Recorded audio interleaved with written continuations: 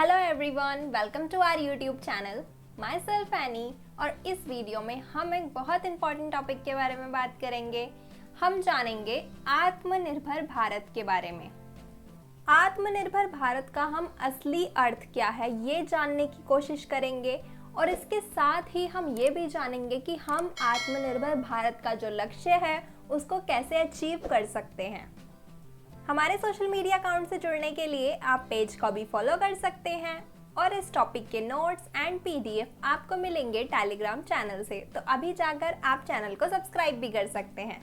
12 मई 2020 को प्रधानमंत्री मोदी जी शुरुआत करते हैं आत्मनिर्भर भारत अभियान की और ये 2020 12 मई ये टाइम है कोविड महामारी का।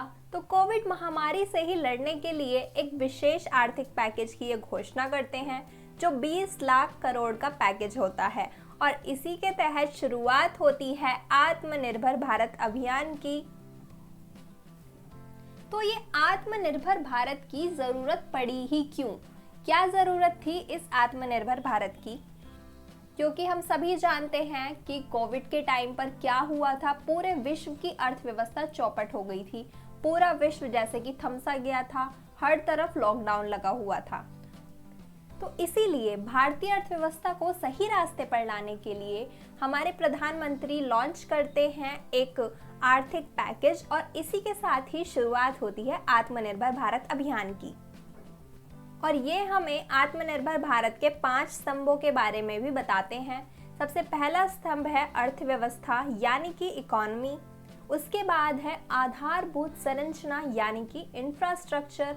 व्यवस्था मतलब सिस्टम, जनसंख्या और मांग। ये 5 स्तंभ हैं आत्मनिर्भर भारत अभियान के। एक एक करके इनके बारे में जानते हैं कि आखिर हमें इन स्तंभों के माध्यम से, इन 5 पिलर्स के माध्यम से क्या अचीव करना है। तो हमें एक ऐसी अर्थव्यवस्था बनानी है भारत की जो बहुत तीव्र गति से विकास करे। बहुत धीमी गति से विकास ना हो, बहुत ही तीव्र गति से विकास हो।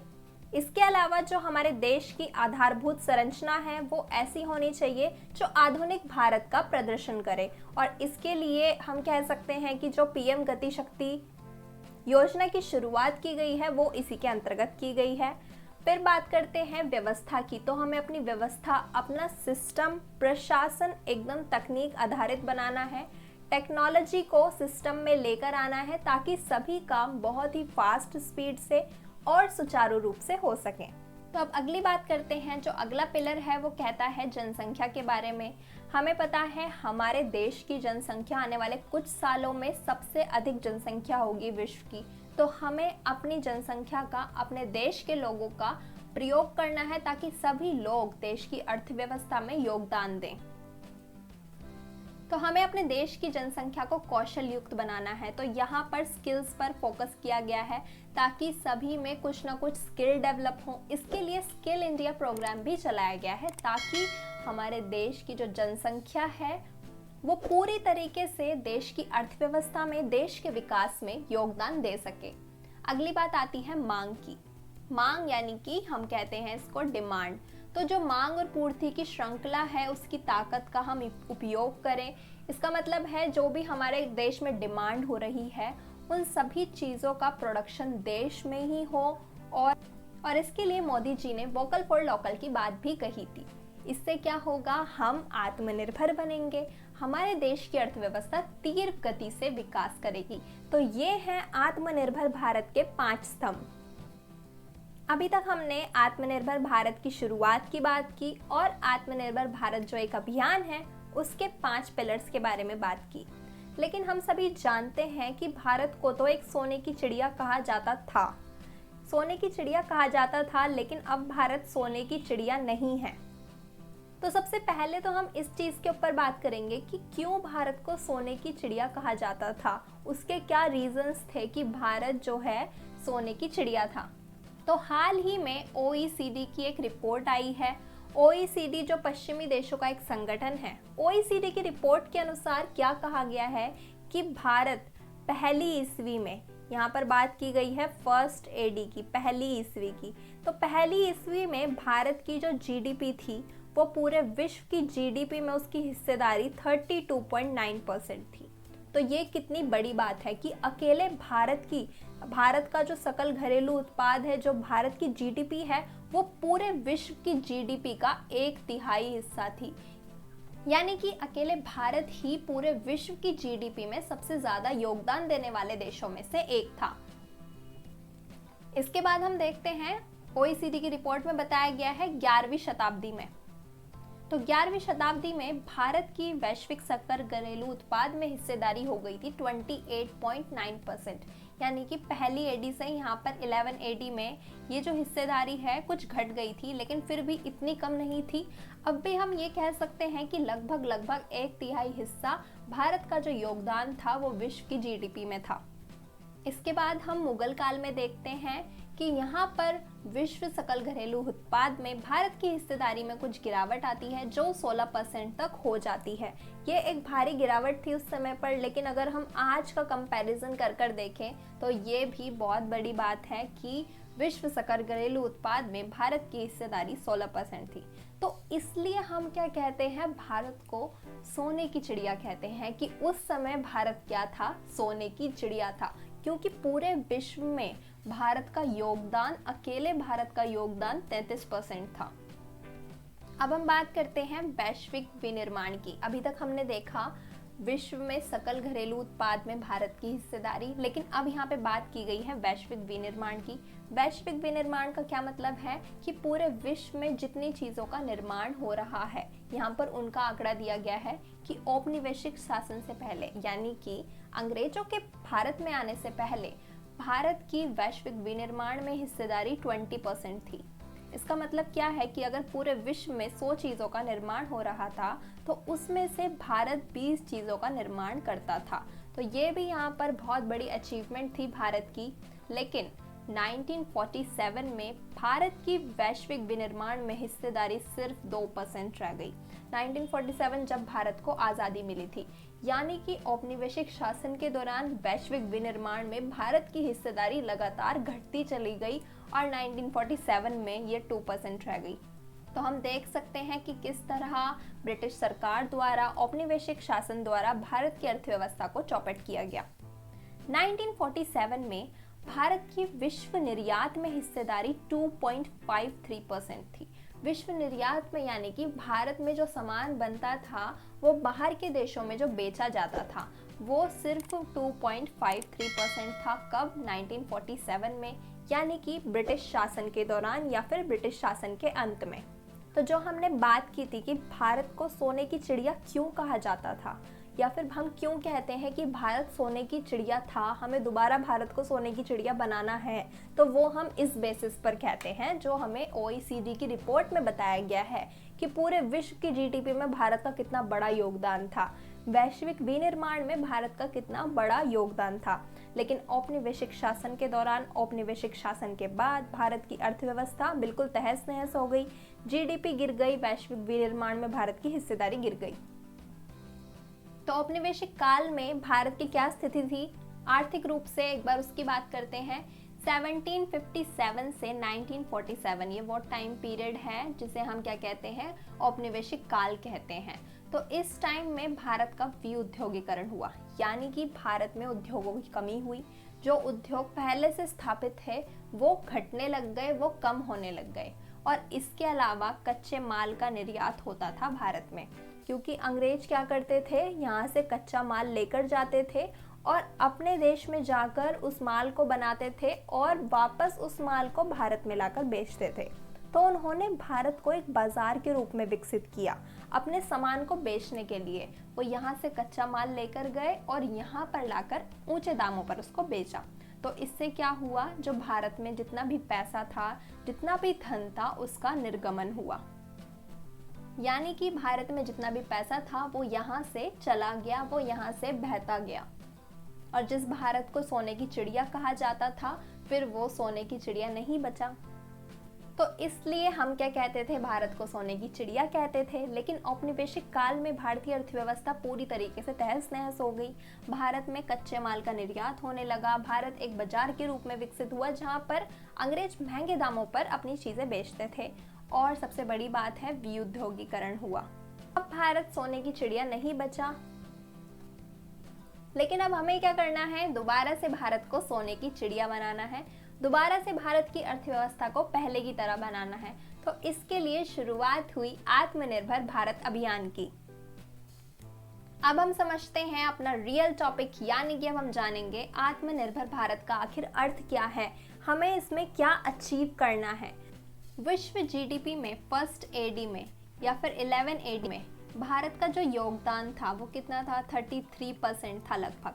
तो हमें वही चीज़ दोबारा अचीव करनी है। हमने अपनी जीडीपी को इतना स्ट्रॉन्ग करना है कि हम विश्व सकल घरेलू उत्पाद में 33% अपना योगदान दे सकें। औपनिवेशिक काल से पहले, यानी कि पूर्व औपनिवेशिक काल में, अंग्रेजों के भारत में आने से पहले विश्व पुनर्निर्माण में, वैश्विक पुनर्निर्माण में भारत की स्थिति थी 20%, यानी कि विश्व में अगर 100 चीज़ों का निर्माण होता था तो उनमें से 20 चीज़ों का निर्माण अकेले भारत में ही होता था।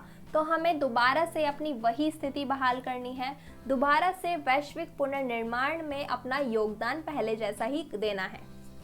इसके अलावा हमें क्या करना है, निर्यात में अपनी हिस्सेदारी बढ़ानी है, ज़्यादा से ज़्यादा चीज़ों का निर्यात करना है। निर्यात का मतलब होता है अपने देश में बने हुए सामान को बाहर के देशों में, दूसरे देशों में बेचना।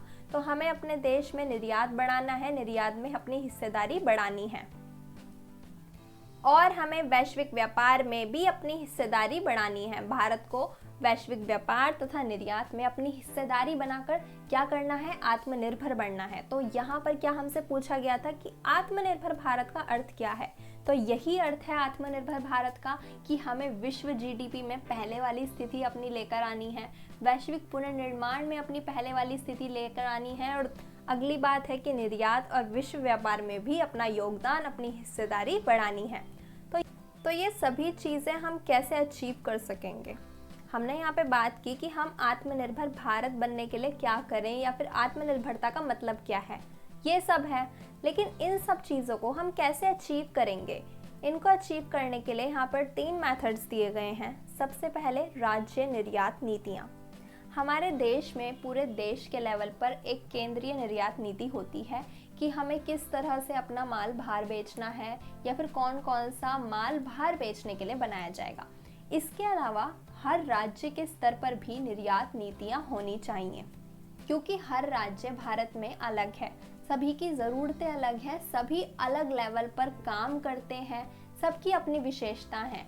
हर राज्य में कुछ अलग चीज़ें तैयार होती हैं, कुछ अलग प्रोडक्ट्स मैन्युफैक्चर किए जाते हैं। तो इसके लिए क्या होना चाहिए, हर राज्य को अपनी निर्यात नीति बनानी चाहिए, हर राज्य को अपने माल को बाहर विदेशों में बेचने की कोशिश करनी चाहिए, और उसके लिए नीतियाँ, पॉलिसीज़ बनानी चाहिए।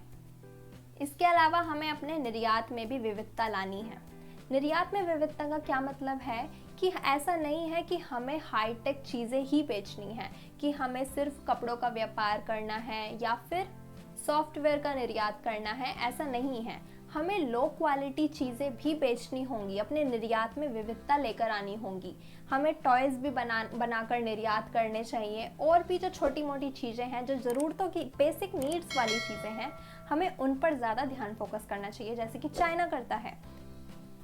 तो चाइना का जो आर्थिक विकास इतनी तीव्र गति से हो रहा है, उसका एक कारण यह भी है कि चाइना में निर्यात में विविधता है, यानी कि चाइना में हर चीज़ का निर्यात होता है, हर चीज़ का प्रोडक्शन होता है। ऐसा नहीं है कि सिर्फ टॉयज़ का या फिर लो क्वालिटी चीज़ों का निर्यात होता है, और ऐसा भी नहीं है कि सिर्फ हाई क्वालिटी चीज़ों का वहाँ पर निर्यात होता है। वहाँ पर हर चीज़ बनाने की वो कोशिश करते हैं, हर चीज़ का निर्यात करने की कोशिश करते हैं, चाहे वो टॉयज़ हों, चाहे वो सॉफ्टवेयर हों, या फिर सर्विसेज हों। सर्विसेज जैसे कि एजुकेशन, मेडिकल, टूरिज़्म, इन सभी का निर्यात। इन सब ये तो हम इस तरह से निर्यात में विविधता लाकर अलग अलग चीज़ों का निर्यात कर क्या कर सकते हैं, आत्मनिर्भर भारत का लक्ष्य पूरा कर सकते हैं। इसके अलावा यहाँ पर बात की गई है कीमतों की, कि हम जिन चीज़ों का मैन्युफैक्चर करेंगे, जिन चीज़ों का प्रोडक्शन होगा हमारे देश में निर्यात के लिए, व्यापार के लिए, उनकी कीमतें अधिक नहीं होनी चाहिए। उनमें हमें जो इनपुट्स लगाने हैं वो अधिक कीमतों वाले नहीं होने चाहिए। इससे क्या होगा, हमारे प्रोडक्ट की कॉस्ट बढ़ जाएगी, जो भी हम सामान बेचेंगे उसकी कॉस्ट बढ़ जाएगी।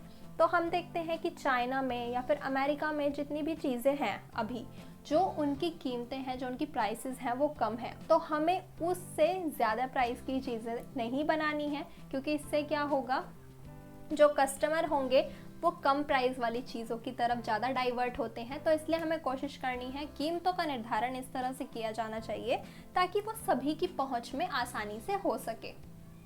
तो आत्मनिर्भरता का क्या मतलब है, हमें क्या करना है, इसके लिए अपनी अर्थव्यवस्था को खोलने के और वैश्वीकरण के भी प्रयास करने हैं, तभी हम आत्मनिर्भरता को अचीव कर पाएंगे और यही हमारे लिए आत्मनिर्भर भारत का अर्थ है। क्या होगा इससे विदेशी निवेश को बढ़ावा मिलेगा। जब हम अपनी अर्थव्यवस्था को खोलेंगे, वैश्वीकरण के ज़्यादा से ज़्यादा अपॉर्चुनिटीज़ क्रिएट करेंगे, तो क्या होंगे, जो विदेशी निवेश होगा, जो फॉरेन इन्वेस्टर्स होंगे वो हमारे देश में आकर निवेश करेंगे।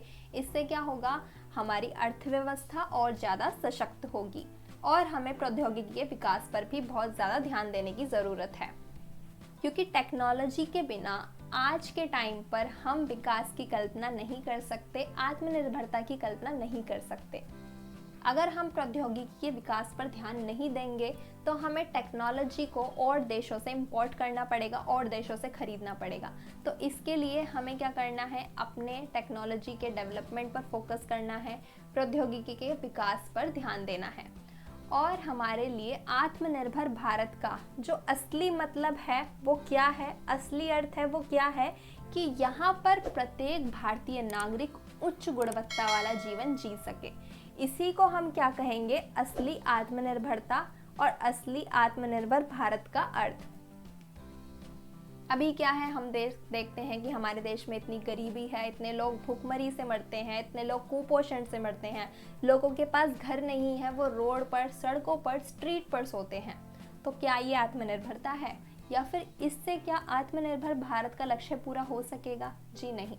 तो हमें क्या करना है, हमारे लिए आत्मनिर्भर भारत का अर्थ और लक्ष्य क्या है कि हर भारतीय नागरिक, चाहे वो आम आदमी हो चाहे वो गरीब हो, वो उच्च गुणवत्ता वाला जीवन जी सके, वो अपना जीवन यापन अच्छे से कर सके। तो इसके लिए क्या होना चाहिए, शिक्षा, कौशल, आवास, स्वास्थ्य, इन सभी के समान अवसर होने चाहिए। सभी को शिक्षा मिले, सभी में कौशल विकास हो, रहने के लिए घर हो और स्वास्थ्य सुविधाएं सभी को उपलब्ध हो। तो तब प्रत्येक भारतीय नागरिक अच्छा जीवन व्यतीत कर सकेगा, और जिस दिन प्रत्येक भारतीय नागरिक उच्च गुणवत्ता वाला जीवन व्यतीत कर सकेगा, उसी को हम क्या कहेंगे, आत्मनिर्भर भारत। तो यही है आत्मनिर्भर भारत का अर्थ।